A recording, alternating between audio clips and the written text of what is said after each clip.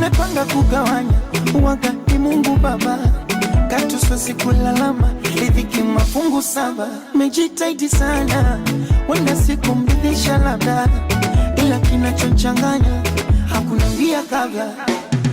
Sema nakupa maua pelekee, usijinatupa naomba wayapokee. Nasuna nitafunga usiku ni waombe, ape baraka Mumba watoto walete.